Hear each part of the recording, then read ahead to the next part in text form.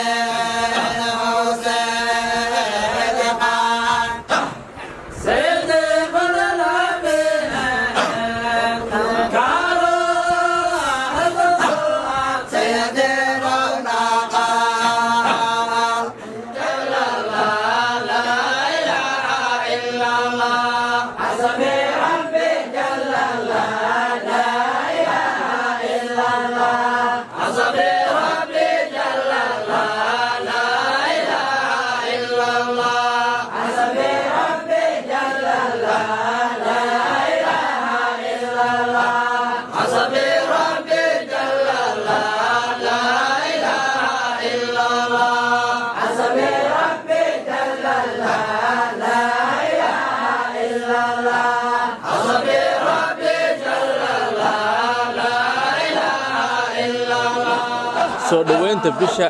iyo qatinka siyaarada waxa ka soo qayb galay mashaayikh xer iyo martir kala duwan waxaana qoofta ka hadlay qaar ka mid ah mashaayikhda ka soo qayb gashay soo dhaweynta bisha iyo qatinka siyaarada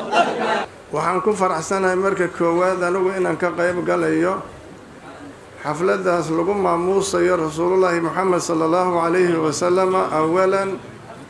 nabigaasi wax ugu mudan cid walba oo makhluuqa sheegideedii la haddana xafladu inay ku saabsan tahay mawlidka bilowgiisii inay tahay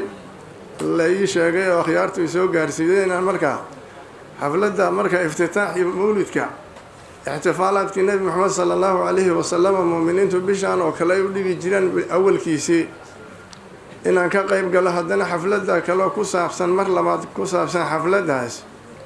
mashaayikhdii diinta islaamka u soo khidmayday ee waqtigooda ku soo bixiyeen ilaahay diinkiisu inuu cisoobo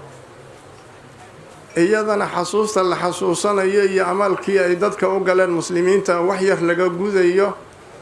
iyadana ka qaybgalkeeda ayaan ku faraxsanahay sheekhana Sheekh Saciid raximahullahu ta'ala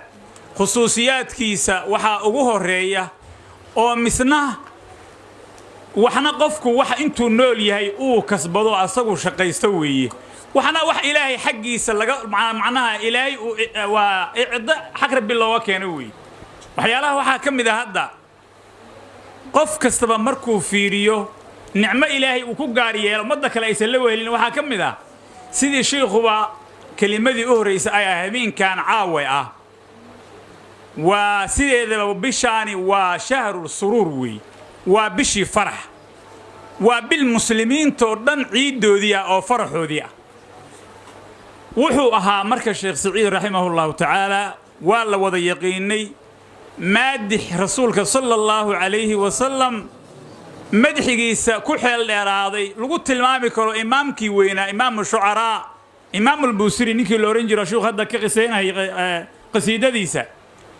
nin shabaha oo aan dadka kaga faa'iq ah ama rasuulka sallallahu alayhi wa sallam ama akhyaartii awliyada ilaahi oo zamankiisa joogtay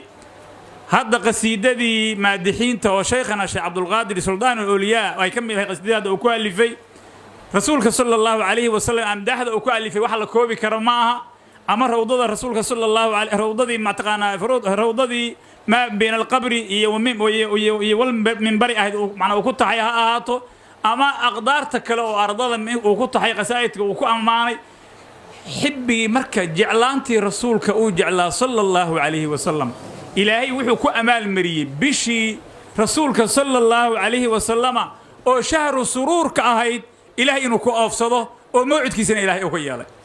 ikhwatal kiram waxaan ku khatimahayaa ragga fiican aan ku dayano sheekhanaga masuurkanaga aan ziyaarayno ciidigiisa sarafkiisa ilaahay ha weyneeyo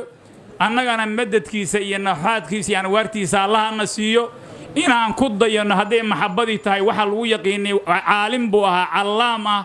faqih ah mufassir ah zaahid ah suufi ah maadix ah muhib ah halim ah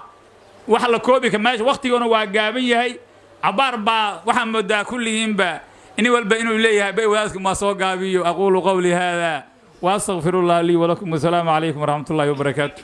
يا خير خلق الله يا نور عرش الله waxaan iskugu dardaarmaynaa sheekha inaan ku daysano oo aan kaga daysano cibaadadii iyo amalkii iyo dalabul cilmigi iyo tacliimtii daraasadii uu wadi jiray ducada aan u ducaynayna caawal baa mashaayikhduna noo sheegeen waxa weeye annaga ayaa waxaana saaran in aan u amaal gudno qofkii noo ihsaan wanaajiyay oo hadalkii nabiga aan qaadano fakaafiuhu inaan u beegtoono isku dayno oo beegtoomi karnaa haddaan u beegtoomi karin aan u ducayno taas ayaanu ku soconaa baahi isagu uu qabo ma aha sababtoo ah amalkanaga ay wax ku leeyahay sida culimada inoo sheegeen caawadan waxaan rabaa in aan u mahad celiyo mashaayikhdda ciidaamka oo kalimaadka qaaliga noo soo jeediyay uma diyaarsanayn inaan anigu caaw kalimadan ku hadlo laakiin rag aan u soo diyaarina xoogaa cudur daartay halna uma ihi waxaan leenahay axsanul jazaa Allah idinku amaal mariyo dhafarkan ayaa soo bilowday caawa halkii saaca habeenimo wuxuuna socon doonaa ilaa laga gaarayo salaada subax xilligaas oo loo kala dareerayo waqtiga salaada saadaam cabdulla siyaad hoyga diinta TV markaska weyn ee Sheekh Cali Cilmiyare degmada warta nabada magaalada Muqdisho